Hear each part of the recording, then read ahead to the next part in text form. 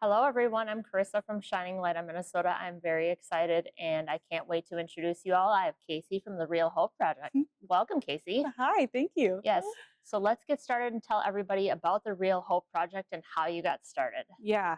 At the Real Hope Project, what we do is we make videos of kids in foster care who are waiting to be adopted, and then we use their videos to try to find a forever family for every child.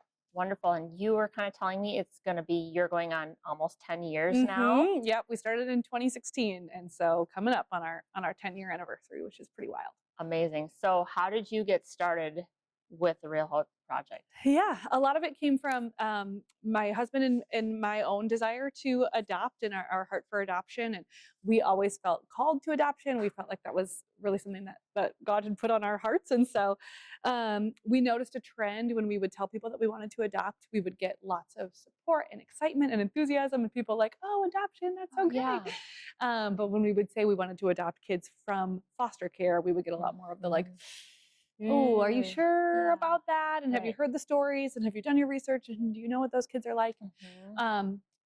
We just saw that over and over again. And we knew, that those reactions come from love and like people just wanting to know, that we knew what we were getting into, which by the way, we did not. Right. But it was like still what we felt like. Let's do this anyway. Exactly. It was like, we're going to do this. And so that just kind of got us dreaming and praying for years about like, man, how do we help to really like change the narrative around adoption from foster care in particular? And then we started seeing other states, things like this started popping up in other states, but it was often, associated with a news program and it was like kind of local newsy kind of style, or it was an adoption agency that was doing 100 different things and then kind of trying to do like iPhone videos on the side, know? Yeah. And it was like, man, what if we just did that and did only that and tried to do that like best in the world, like really try to do that with excellence. Stand out. And so we tried it, started in 2016. I think we did 3 videos that first year, and then just kind of started slowly snowballing from there. It's been so exciting. Well, what have been some of the standout videos that you've done that have really made a difference? Yeah. Oh, good question. I mean, so many. It's fun. Even just today in our office, we were reviewing some of the newer videos, and it's just like always fun to see a kid's like personality come out or to hear. This morning we heard about 2 kids that were matched with families just today, and so those are always like huge celebrations. One story that I love to tell that I just think is so special.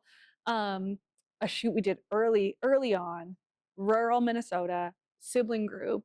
And just some unique kids that this sibling group of teenagers. So just checked every box of like, this is going to be tough to find. Okay, it's a family, it's siblings. You've got to find multiple, you've got to make it work. Just finding families for one teenager is difficult, let alone multiple, with some unique needs. Right. And they wanted to stay in the town where they already lived. They were like not open to. You've got to make it work. And so it was like, my goodness, this Fingers is like, crossed. This is going to be tough. And we made their reel and put it out there, and we were like, oh boy, I hope, I'm always like, I'm the constant optimist. Every shoot I'm like, we're gonna do this. Yeah.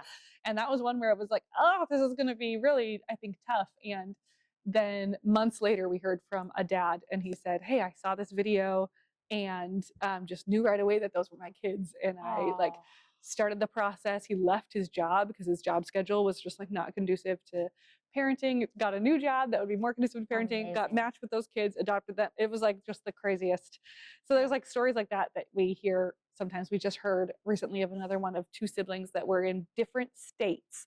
We filmed their videos in different states, edited their video together, and a family saw the video of them together and went through the entire process, and now they're like matched with that family, which is just like such a cool. Yeah, I mean, it gives me the chills because you hear so many times of kids going from foster to foster to foster and bouncing around, and there's nothing more disheartening. I mean, being a parent, having a blended family of 7 kids, and just seeing those kids go and their friends go from home to home and never having that forever home. Yes, there's nothing more disheartening, and just so sad. Yeah.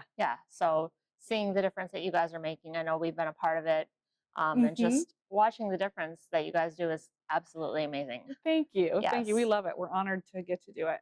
So what do you think is next, and how can people help? Yeah. Yeah. So we started in Minnesota, like I said, in 2016. Yes. For the first 5 years, we only served Minnesota kids. And then in like 2021, 2022-ish, doors started opening in other states. Yeah. And so we've been in the process of launching in more and more states each year. So right now we are in 9 states across the country. And we have a long-term vision of serving 1,000 kids a year. So that's really like what we're going after, and that will require launching in many states across the country. So we're actively working on that. I would say if you are listening and you have connections to the child welfare system in your state, if you're a social worker, if you work in the Department of Human Services or an adoption agency or foster care agency, reach out. We would love to get connected in your state. The other thing that people can do is we are 100% privately funded. So we don't do any government or state grants. It's all just through the generosity of people who believe in kids and believe in the power of stories and family. And so every reel that we create costs about $3,000. That includes everything from like the coordination process and getting all the legal releases signed to be able to film and do all the things that we do, traveling to the kids, filming, editing, and then distributing the reel. All of that costs about $3,000. And so we have people who are monthly givers who give $20 a month or $50 a month or whatever they're able to do. That really sustains us as an organization. And we have people who give to fund one reel and say, I can give a one-time gift of $3,000, and knowing that that gift will literally double a kid's likelihood of finding a forever family. And then we're often able to send a link to the video that a certain family funded, so they can see, oh, we made that possible for Joey, which is pretty fun. So who have been some of your mentors along the way that have really formed and got you started and make a difference in your life? Oh, great question. Love that question. I feel like I have been surrounded by mentors my whole life. So as a kid, as a teenager, I had multiple women through my church and through different settings that just like really invested deeply in me. And through college, that was the case. When I worked at a church right out of college, and my boss there, shout out Ryan Braley, was like a mentor to me for years and really taught me a lot about just leadership and growth and momentum and vision. And so super thankful for him. And then that church where I worked is the church that really like found it, like really kind of launched me out to run Real Help. And now I'm just so thankful I get to have these mentors in different organizations. There's a founder of an organization called Together for Good, and she's an adoptive mom herself, and is just kind of like a matriarch, I think, in like the motherly sense of like who you want to be. And she just has been such a like cheerleader and supporter for me, and so I call her often. And then I've recruited actually a couple mentors that are in kind of like the nonprofit space to just say like, there's all kinds of things that come up all the time, and we are doing something that's unique. There's not a template for like, you're starting a coffee shop and here's the hires that you know. There's not a template to follow. So we're making it up as we go, but setting processes so you know how to do it in the future too, and other locations too. Totally. And it's been fun now over 10 years to like, okay, we've got this. We've got like some systems worked out. And, but then of course there's always new challenges that come up. And so being able to have those mentors to kind of to mentor you through those challenges, I think has been really a gift. What do you think you would have told, or what would you tell your younger self now? Oh, yeah. Oh goodness, that's a great question. I think I would just remind little Kaycee that like God is faithful, and that it's not like all on my shoulders to like drive. I think I had a lot of like, I have to make this work, and this is like on me, whatever, and have just seen what I would say is like the faithfulness of God to like continue to just grow at a really, I think, healthy pace, where I think if I were in charge, I'd be like, year one, 1,000 kids, $1 million budget, let's do it. Me. Exactly. And just seeing like the growth of our team, the growth of just me personally, and like the gift of that like long trajectory and sort of what to me at the time felt like slow growth. But now looking back is like, oh wow, a lot has happened, and we've really like grown and developed, and I think impacted kids and families. So I think when you have a ambitious like heart or an ambitious goal, nothing's ever happening fast enough. Right. So I think I felt a lot of that in the early years. You felt the pull. Yeah. And so it's fun now to be able to like, okay, there's history and there's like, I see the trajectory and I see where we're going. Yeah. So I guess that's like what I would say to little Kaycee, who's like, it's happening. It's just isn't always going to happen. Where I am now is not like I am where I wanted to be a while ago too. Yes. Yes. And that the fact that it takes a long time is part of the beauty and part of the journey, you know, and not like I think sometimes it would feel like, am I failing that this isn't like, we're not serving 1,000 kids yet. Right. And it's like that has really shifted in my heart of like, okay, no, this is like, it's often like the little things and like you kind of, not to be like cliche about it, but like grinding forward is like a lot of what it is. Yeah. Do you have a favorite quote or motto that you live by? Ooh, that's a good question. Work-wise, I don't really know. I love one thing that I absorbed from my mom is just she always says choose to laugh. Yeah. And I just really love that. And so that's been like a value on our team is we have one of our like core values is mandatory fun. And just like wanting to have a place to work that is fun. And we work in a space that is heartbreaking sometimes. Absolutely. And we hear, like I often get to say to people, like I hear the just most heart-wrenching stories in this role, and our team hears just the most heart-wrenching stories. We also hear like the most beautiful, like powerful stories. Absolutely. And so like that's a tension we walk in, is like there's real trauma that these kids are walking through, and we believe there's real healing on the other side. And so like choosing joy and choosing laughter even on like the hard days or when you hear hard news or whatever, that's definitely like a principle I try to live by. I know that I've been hearing more and more in our field that people have a mental health room where they can go in and they can cry in, or they can go in and they can have a team building room where they can go in and they can all laugh together in. And that's such a huge thing, I think, these days, where if you want to just go in yourself and you want to just go in and break down and cry and reset, or you want to go in with a friend and you just want to have fun and just laugh together and just have fun and just be silly and goofy. I think that that's such a big thing these days, to just let things go. How, as a team, I mean, I know you have so many people that are behind you. How do you guys celebrate? What are some fun things that you do? Yeah, I love that. We've been talking a little bit about celebration as a team. So there's a couple of things that we have started doing every time a shoot. So getting a shoot to actually happen is actually like, I mean, you guys know you pull together. Like super complicated. Not just like the filming, but specifically editing, the kids, everything. And the kids we work with have so much transition happening in their lives and so much like instability that just like getting like just today, MJ on our team was on the phone with like, okay, this flight that we thought was going to happen isn't going to happen. Okay, we're driving, like just trying it's all chaos. It's chaos. And so every time a shoot happens, we have these little like we printed out these little clapper boards, and we'll like write the kids' name on the clapper board and celebrate that as a team. When we hear about kids being matched, we have like little ways that we celebrate, and we have like little candy things that we put in a little jar every time a kid is matched. Or MJ, our coordination manager who coordinates all of the shoots, we'll do a lot of gifts, you know, just like happy gifts of like, this kid got matched, or this kid's adoption was finalized. Congratulations. Yep. And as a team, we spend time praying for each kid. We spend time praying for each other. And I think that's really been valuable.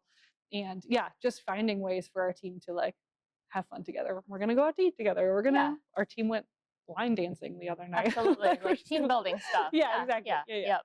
Because there's a lot of stress that goes along with it, but there's also ways to do team building, and you all win together. Because when you win it, you all win. Yep. Absolutely. What do you think's next for you guys? Yeah, we are hoping next year. We're aiming at about 192 shoots next year. That's the goal, which will translate hopefully into like a little over 200 kids, because it's usually more kids than videos because of sibling groups that we film together. So aiming at about 190, 200 video shoots next year. And we're in conversation right now with Arizona and West Virginia and Missouri to try to launch in a couple of more states. So we're really we're pretty focused on, I think a lot of nonprofits, as you grow, you launch new programs and do new things. And we're like, we do one thing and we do it, but we want to do it everywhere. We've got to get the process set here so then we can duplicated everywhere else. Yeah, exactly. Yep. Yep. So it's a ton of just pursuing shoots and being able to serve kids. Fundraising is like the constant wheel that we're turning to be able to do that. And then really figuring out how to get these kids in front of more people. Yes, so absolutely. A lot of our history, our getting these kids in front of families was really two things: social media and social media when appropriate, because not all kids can be shared on social media. Absolutely. And then churches. So we'd go to churches every Sunday and we'd highlight kids. And as we expand nationally, we're just seeing, oh man, we got to find other ways to like get some things like this right now, or like this is a great way to try to get kids in front of a wider audience, because there are so many families that are like open to adoption, thinking about it, but it kind of just, life is busy and it ends up back here. It just kind of doesn't happen. And then our kids are older and we don't know if we're gonna. And so it's just crazy that families sometimes who it's kind of been back here will see one specific kid and then often it's that kid. And it's sometimes omnipresent. You've got to stay on top of mind. Yeah. And you don't know when it's going to hit or how it's going to hit. Totally. So yes. Yeah. Totally. Yeah. And a lot of times, I mean, it's this time of year, you never know when it's going to be. I mean, the holidays come or something comes, or it could be summertime. It could be just, you never know when it's going to trigger. Yes, totally. And it's usually a long journey. Like, and that's actually good. Like, it wouldn't be good if a family was like, I've never thought about adoption, and now I'm gonna adopt a 15-year-old. Let's adopt someone that's 18 or 17 right before they turn 18. Totally, totally. Like, it should be a long, thoughtful, prayerful journey. And so we're just try to kind of like slow drip, keep these kids in front of people. Not just random, hey, I'm gonna wake up tomorrow and I want a kid. Yeah, exactly. Exactly. Yes. Haven't thought about it, don't have a place for them yet. Let's just do this. Yes. Totally. Right. Yeah. What have been some of the obstacles you guys have had along the way? Yeah. How have you overcome them? I think early days we were just doing something new and innovative. Yeah. And in doing that, we're working with the government. These kids are under the guardianship of the state. And so the government isn't always the best at like, you know, moving really fast or doing new creative things. Processes, so there was just, I think in the early days, there was more pushback about like, what is this? And can you do this in a way that's safe? And legal and legal and like do we know how to talk with kids who've been through significant trauma about something as personal and emotional as videos? Family? Is this going to work? Like, are you going to be good with kids? Do you understand the confidentiality concerns? Like, so much of that in the early days. So that was a big obstacle that we worked through eventually, and it does feel like now it's more and more common. It's more and more normalized when we talk to new states and we say we're operating in 9 states. Then you can see the like, oh. Okay. But that wasn't there at first. So that's a big obstacle. The other obstacle I would say is just a lot that is so much out of our control. And so we don't decide which kids get videos and which kids don't. It's the social workers who are in the trenches with these kids every day. They decide when a kid is ready for a video. Like, it wouldn't be appropriate for us to show up to film a video the day after the child finds out, like, I'm not going to go home to mom and dad. Like, that's not, so timing is everything. Timing is huge and totally out of our control, and totally the expertise of each individual social worker.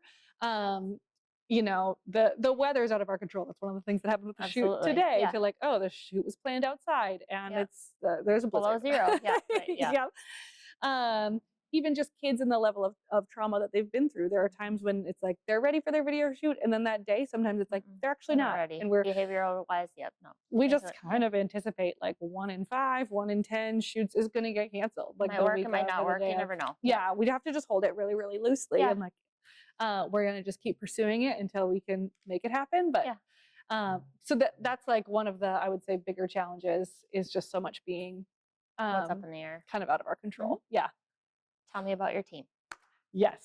I have a great team. Some of them are right over there. So there are 6 of us on staff. So I'm the founder and CEO, and then we have MacKenzie is our coordination manager. So she's want to come on camera. You guys want to come on camera and say hi? Come on, you guys are just lovely. Come on over. Not everybody's here. Yep. Kayla, our shoots manager, is out on a shoot right now. They're not ready for this. I know. We just totally sporadically. Do you want to like have them here, or do you want? Come on over. Yes. Yeah. Come on in. So this is Jeremy. He's our director of advancement. Yep. He just joined the team 2 days ago, 3 days ago. Welcome. I'm, brand new. Yes. Yes. Where are you from, and what do you do? Well, originally I'm from Whidbey Island in Washington State. Wonderful. So I'm kind of new to the Midwest, but welcome. I'm excited to be here and be a part of the Real Hope Project. What did you do prior? So I own a business called Honest Studios, Yeah. and I've been involved with over 100 organizations, primarily in the change-making space, helping with movement creation and fundraising and things like that. So yeah, it's really my calling and my passion. Perfect. MJ? Yeah. Hi. I'm MacKenzie. I live in Wisconsin, actually. That's where I'm from. So I just Are you a Packer fan? absolutely Perfect. Yeah. Wonderful. And I'm gonna give you 5 for that. There you go. Absolutely. Yeah, there How we go. Can you not be especially Right? You're done with this. I'm from Minnesota, so there we go. We're good. I am the shoots manager. So I actually or the coordination manager, excuse me. So I actually coordinate all the shoots that are happening. So the stuff she was talking about earlier about the flying and canceling and figuring things out. I All the figure behind the scenes all that of those nobody things out. understands. Yep. Yeah. Exactly. So I'm kind of the point of contact, connection, and like behind the scenes, like make it happen, or You make it all happen. Yes. It's your new title. Yeah. Yeah. Yes. My name is Kimberly, and I've been with Real Hope for almost 3 years. I have kind of a weird combination of like creative energy to bring to the team and administrative skills. So my role right now is spread across marketing, development, and a little bit of kind of general admin. Wear a lot of hats Yeah, too. lots of hats. Yep. Wonderful. Yep. Yes. And then, like I said, we have Kayla, who's out on a shoot right now. And then we have Erica, who's our development and events manager. So she does a lot on like the fundraising side. Perfect. Plans our gala, does different. So, what are your guys' favorite parts about the Real Hope Project? Ooh. We'll start with you, Kimberly. I mean, I don't know how to All of dial it. it into like a specific, but I often tell people I have never loved a job more than this and a team more than this one. I'm not a salesperson, but if you give me a mission that I love, I will run hard and fast and like sell it to people, I guess, quote unquote. So I just love the mission. I love our team. We have a really unique and organic chemistry, I feel like, for a team of our size. And as we're growing, we just continue to be blessed with awesome people like that we genuinely love being together and doing this work together and celebrating the wins like we did just today, ringing the upstairs bell because we were celebrating kids who we found out got matched. Yay. So, Amazing. Yeah. Good. Has there been a project that's been the most rewarding for you on your shoots? I think one of the most rewarding things that or like just something that really warms my heart is when I, do all the work of getting a shoot scheduled, planned, and then being able to hear on the back end that a kid is matched with a family or adopted. Absolutely. And so especially seeing like we're sharing a family, the Heim family, from this last year where I coordinated it, A to B to see now they're adopted or C is matched and then adopted at the end of that. It's like being able to see everything come full circle and to be a part of something that's so much bigger than me. Like adoption has always been something that's been near and dear to my heart. My son's adopted. Like we just lots of to be able to do it for a living is just an honor. Yeah. What are you looking forward to most? Wow. Well, I love to see things grow. And so I think seeing this organization is sort of in their, I don't know what the right term would be, but like sophomore year kind of came to my mind or something where it's like we're beyond like the freshman year. Yeah. And now moving into kind of this growth stage or this kind of new maturity season. And there's really been a foundation of excellence that's been laid here, and Kaycee's really helped lay that. So yeah, I'm just thrilled to be able to then kind of help advance that or accelerate that in this next season. Yeah. Yeah. Kaycee, what do you think would be something that you would really want our audience to know? Oh, that's a great question. I would say I would want you to know real kids. I think in the adoption system, kids are one, often invisible. Two, if you get to learn more about them, it's often the hard pieces. It's their case file and it's, all the hardest moments of their life and the way that they responded in their hardest moments, which would not be like a good way to meet somebody. That would not be like how I'd want you to introduce me on this podcast. It's like, here's Kaycee, let's talk about her issues. Yeah, right. And so I think that would be the thing that I would want to remind people of, like, there's a kid behind that piece of paper. Absolutely. And, like, that every child is deserving of a forever family. Yeah. What's your favorite food? Favorite food? Yeah. Oh gosh, that's like dependent on the day. Right now I'm craving some Thai food, but I tend to have some adventurous food. Favorite hobby? Hobby. I like coffee shops. Different ones, Yeah. like checking I them love off that. my list. Yeah. Yeah, I love. Favorite thing to do? Oh, favorite thing to do. We're getting into the fun questions, Yeah. right? Two things came to my mind, but I really enjoy fly fishing. Mhm. And I also like to ski. Okay. Those are some hobbies. Downhill ski? Yeah. Okay. Oh, Cool. yeah. That's fun. Favorite place you've traveled? Oh, good question. I went to Ireland when I graduated college. I love Ireland. I've been there too. fun. That was Yeah? my favorite place. Yes. Yeah, Yeah. I Where loved in it. Ireland did you go? Where did we go? We were in Dublin and Galway. We went to like 5 different cities. It's funny With me because and my every sister. time I've asked people where they've gone their favorite place, it's always been Ireland. Really? Which is really crazy. Yeah. Yes. Yeah. It was in the P.S. I love you stage, you know? Yeah, I know. Yeah. What has been the most difficult thing you've endured in the last year? Oh, goodness. Hmm. This is like a lot for your audience. Uh-huh. My husband just had some significant health Yeah. challenges, so that's family. Yeah. You know, family is like Yeah. the heart of our mission, but I So think every family person things, on our yeah. team is very family focused. Yeah. So it's just been triaging. Yeah. some things that- Okay. Yeah. Favorite quote? Yeah. I think the last person you should ask. I know. I like coffee. Coffee's my favorite. Yeah. I honestly don't know. Folgers in your cup. Yeah. Okay. Cheers. Yeah. Cheers. Cheers. There you go. Yeah, you say that a lot. Yeah. There you go. Oh. Yeah. There you go. So you guys are all a big happy family here. What do you think as a group is going to be the most fun thing you'll do next year? Anything? I think celebrating our 10-year is going to be Mhm. really significant. Like Yeah. we've held galas and that seems to be pretty memorable for everybody. But like I think being able to celebrate 10 years of this and it being really like elevating the team and bringing new people on like Jeremy and yeah, I just think it's going to be a really great year for growth. Yeah. Perfect. Well, we appreciate having all of you guys on today. It was a lot of fun. It was great to be here.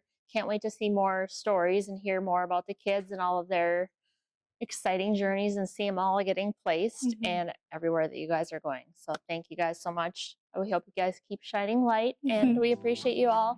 Thank See you guys so later. much. Yes. Thank you for the spotlight. It was a lot of fun. Yeah. See you guys later.